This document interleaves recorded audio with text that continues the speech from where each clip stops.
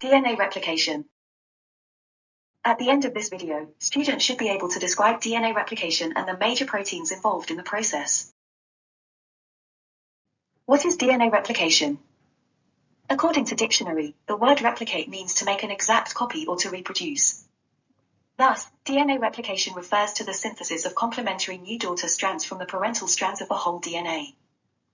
DNA replication occurs in various cells that undergo mitosis, or cell division. This process is important for renewal of old tissues or cells, as well as regeneration of injured tissues or destroyed cells. Some of the tissues with active mitosis include hematopoietic stem cells in bone marrow, keratinocytes in skin, epithelial cells of the intestine, and hepatocytes of the liver. DNA replication occurs during the S phase, prior to entering the mitosis phase of cell cycle. There are 3 replication models that has been put forward by scientists. The first one is conservative model. In this model, parent DNA molecules will be separated and copied. The 2 original strands will reassemble back, while the 2 new daughter strands will form a completely new DNA molecule. The second one is dispersive model. In this model, parent DNA molecules will be separated and copied. After that, fragments of the parental and daughter strands will be assembled to form somewhat patchy DNA molecules, containing DNA materials from both the parent and daughter strands. The third one is semi-conservative model. In this model, parent DNA molecule will be separated and copied. The resulting products are 2 DNA molecules that contain 1 parent and 1 daughter strands. This model had been confirmed by an experiment by Meselson and Stahl in 1957. Now, let's look at the DNA replication process. We will use prokaryote as our model since prokaryote has a much simpler but comparable process with eukaryote. There are 3 phases of DNA replication: initiation, elongation, and termination. Initiation process is the initial preparation of DNA molecules prior to the actual replication process.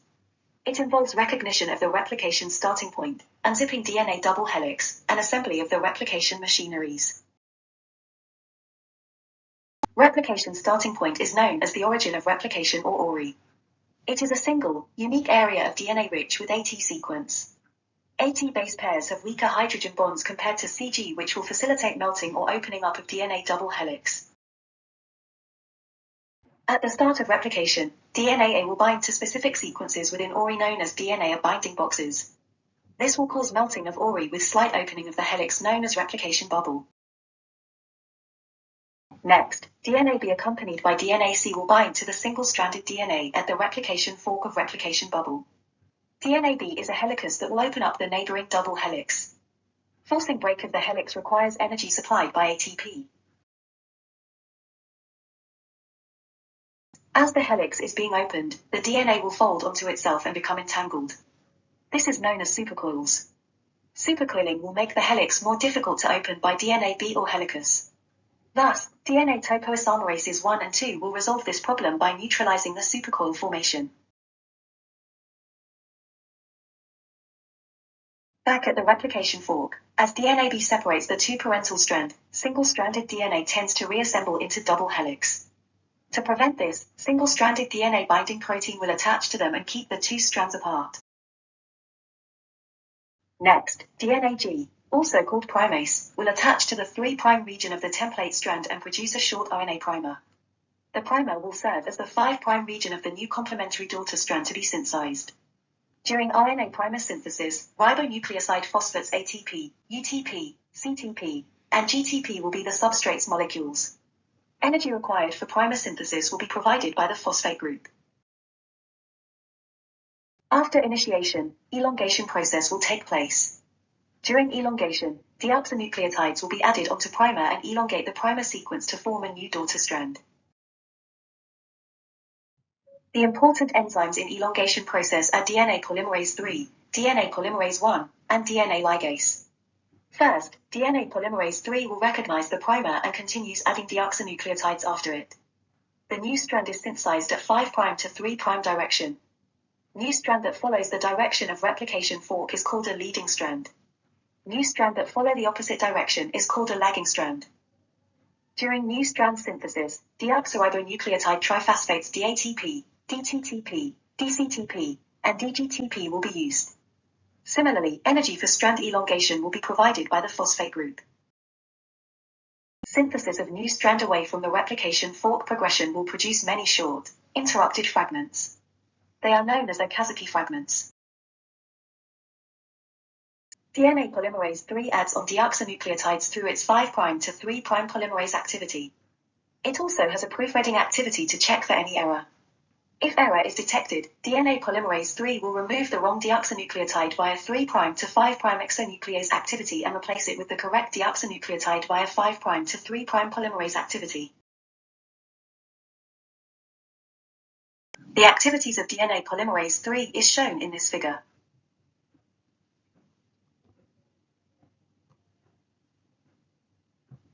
Five' to 3' polymerase.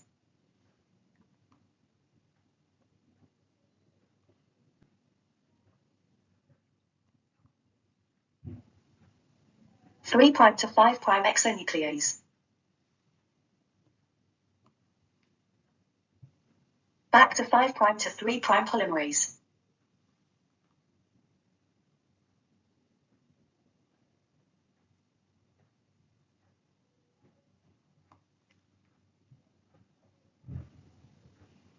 And another example of 5' to 3' polymerase as well as 3' to 5' exonuclease activity. DNA polymerase III will continue to elongate the new daughter strand until it reaches the RNA primer of another Okazaki fragment, or RNA primer of the leading strand. DNA polymerase III will detach and replaced by DNA polymerase I. DNA polymerase I will remove RNA primer in a 5' to 3' exonuclease activity, replace with DNA using 5' to 3' activity, as well as proofreads.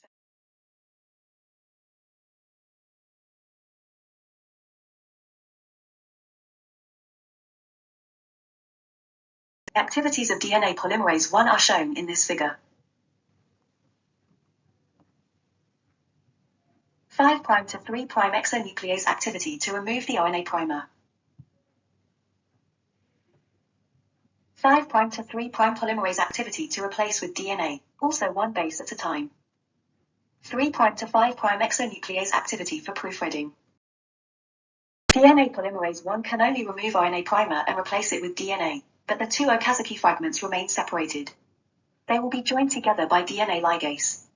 This process requires energy, which is provided by ATP. Finally, termination phase of replication marks the ending of the replication process.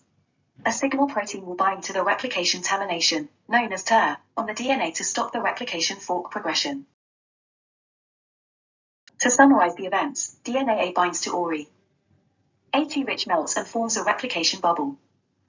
DNA B and C bind to replication fork. Helicus unwinds the double helix. Supercoils are relieved by DNA topoisomerase 1 and 2.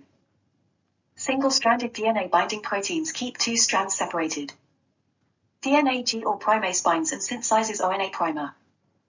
DNA polymerase III elongates the primer by adding deoxynucleotides and proofreads the sequence. Near the Okazaki fragments, DNA polymerase I removes RNA primer. DNA polymerase I adds DNA and proofreads. DNA ligase joins the two Okazaki fragments. Signal protein binds to TER and stops the replication fork progression, marking the end of replication process in prokaryote. That is the end of this video. Students are requested to prepare the following assignments. 1. Compare and contrast the replication process in prokaryote and eukaryote. 2. Discuss the importance of telomere replication and the role of telomerase in medicine. 3.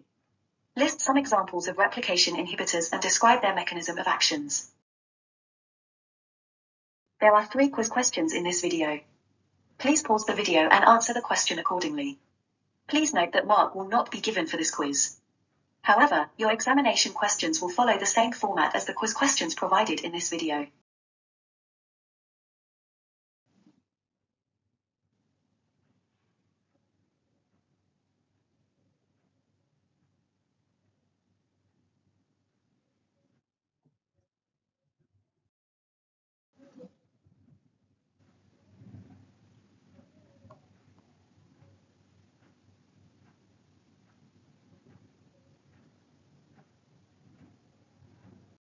Thank you for your participation.